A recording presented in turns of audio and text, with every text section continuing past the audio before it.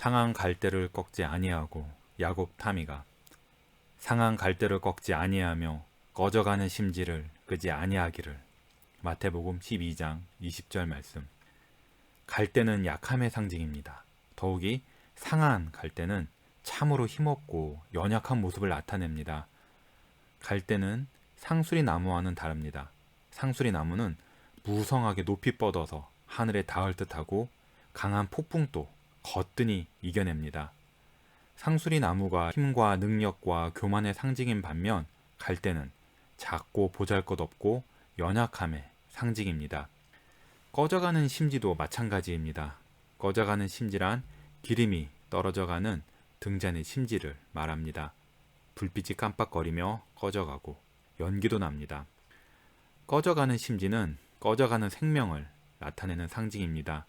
하지만 하나님께서는 연약하고 꺼져가는 생명을 꺾거나 꺼뜨리지 않으시고 오히려 구원하셔서 보존하실 거라고 말씀하십니다. 오늘 성경 말씀에서는 아니하고 라는 부정의 표현을 썼지만 여기는 긍정의 의미가 있습니다. 꺾지 아니하며와 끄지 아니하기를 이란 말은 예수님께서 이 상한 갈대와 꺼져가는 심지를 강하게 붙잡으셔서 오히려 흥왕하게 하실 거라는 뜻입니다. 그러면 상한 갈대는 어떤 사람일까요? 상한 갈대란 나는 예수님이 나의 구원자라고 확실히 알아 라고 담대하게 말하지 못하는 사람입니다. 이런 사람은 자기 영혼이 예전과 같지 않다고 말할 것입니다. 물론 자기가 영혼의 활동이 무엇인지를 안다는 사실은 부인하지 않을 것입니다. 하나님의 얼굴을 찾기 위해서 아무도 없는 곳에서 내가 기도에 무릎을 꿇어야 한다고 종종 느낍니다. 한때는 영혼이 하나님의 말씀에 붙잡힌 적이 있습니다. 하지만 이런 온갖 혜택에도 불구하고 주께서 정말로 은혜의 손으로 나를 붙잡으셨는가 라는 가장 중요한 질문에 확답을 하지 못합니다.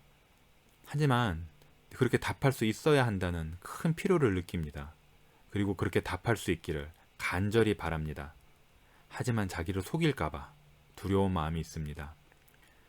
꺼져가는 심지, 기름이 다 떨어진 등잔의 심지는 어떤 사람일까요? 예전이 지금보다 더 나았던 사람을 말합니다. 하나님의 빛이 영혼에 비추어서 주님을 기뻐할 수 있었던 때가 있던 사람입니다. 첫사랑의 때를 말하는 겁니다. 하나님과의 첫사랑의 때를 어찌 잊을 수 있을까요? 하지만 지금은 사랑과 빛은 온데간데 없고 차가움과 어두움만이 있습니다. 때로는 마귀가 와서 시험을 겁니다. 거짓의 아비인 마귀가 와서 너는 참신자일 수 없다고 내가 잘 알 것이다. 너는 은혜를 받은 적이 없다. 은혜를 진정 받았다면 너는 지금 그런 모습이 아닐 것이다. 그렇게 계속 어둠 속에 머물지 않을 것이다. 죄가 계속 느껴지지 않을 것이다. 육신의 정욕과 수많은 세상 것을 향한 갈망이 그렇게 없을 것이다. 오히려 하나님의 빛에 기뻐할 것이다. 하지만 너에게 지금 이러한 것이 없지 않느냐. 너는 지금 영적인 어두움에 있으니 이건 바로 너의 영혼이 한 번도 생명을 받은 적이 없다는 분명한 증거다. 라고 와서 유혹합니다. 하지만 보십시오.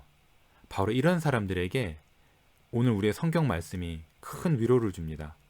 주께서 이런 사람을 도우시고 건지시리라고 약속하셨기 때문입니다.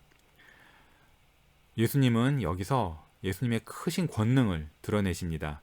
주님께서 이런 사람들에게 구원의 충만함으로 찾아오실 것입니다. 주님은 우리에게 필요한 모든 보화를 주께서 직접 순종과 십자가의 죽으심으로 공로로 값주고 사셨습니다. 이렇게 값주고 사신 선물과 온갖 보화를 이제 주님께서는 이렇게 시온에서 애통하는 사람들에게 주님의 모든 아름다움과 존귀함을 보여주십니다. 그리고 이것들을 찾으라고 유혹하십니다. 그들은 어떻게 생각하십니까? 이렇듯 신실하시고 은혜로우신 주님께서 찬송과 영광을 받으셔야 하지 않겠습니까? 진정 예수님은 높임을 받으셔야 합니다. 하지만 사단은 이 일을 원하지 않습니다. 사단은 핍절한 사람들이 예수님께로 나와서 예수님의 발 아래 엎드리는 것을 원하지 않습니다. 그래서 그들에게 싸움을 걸어와서 온갖 어려움을 줍니다. 그들이 하나님을 높이지 못하도록 그들의 입을 막으려고 했습니다. 하지만 예수님은 결코 상한 갈대를 꺾지 않으시고 꺼져가는 심지를 끄지 않으실 것입니다. 진정 주께서는 우리의 영혼을 진토에 닿게 낮추기 위해서 심판을 우리에게 보내십니다. 하지만 주님은 이 심판 가운데서 은밀히 우리의 영혼을 붙잡으십니다. 주님은 살리기 위해서 죽이시며 높이기 위해서 낮추십니다. 기나긴 분투와 힘겹고 두려운 싸움이 있을 것이지만 우리의 승리는 확실합니다. 우리가 받는 심판은 승리를 위한 심판이기 때문입니다. 예수님은 결코 피를 헛되이 흘리지 않으셨습니다. 우리의 전투가 오랫동안 이어지고 원수가 계속 와서 싸움을 걸며 승리의 순간이 마지막까지 지체될 수는 있습니다. 하지만 승리는 마침내 반드시 올 것입니다. 주님께서 이 모든 일을 하십니다. 주님께서는 우리의 약한 데서 주님의 능력을 완전하게 하실 것입니다. 그러니 우리 모두 우리의 영혼에 이 사실을 새깁시다. 하나님은 비참한 사람들의 하나님이신 것을 아십시오. 이것이 바로 천사들이 부른 노래의 주제입니다.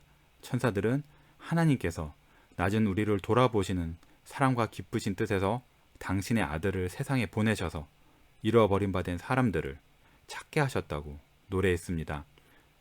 예수님은 핍절하고 도움이 절실히 필요한 사람들을 실망시키지 않으셨습니다. 오히려 그들을 기쁘게 하셨습니다. 예수님은 구원받기를 갈망하는 사람을 실망시키신 적이 없으며 오히려 그들을 격려하셨습니다. 예수님은 자기 죄 때문에 자신을 미워하는 사람들을 멸시하지 않으시고 오히려 그들이 주님이 자비로운 구원자라고 인정할 수 있도록 이끄셨습니다. 예수님께로 나아와서 그대의 필요와 그대의 슬픔과 그대의 문제를 주님께 보여드리십시오.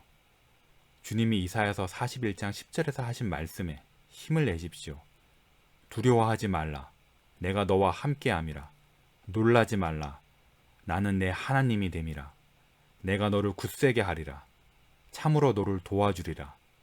참으로 나의 의로운 오른손으로 너를 붙들리라. 또 이사야서 66장 2절의 말씀으로 용기를 내십시오. 물은 마음이 가난하고 심령에 통회하며 내 말을 듣고 떠는 자, 그 사람은 내가 돌보려니와. 아멘.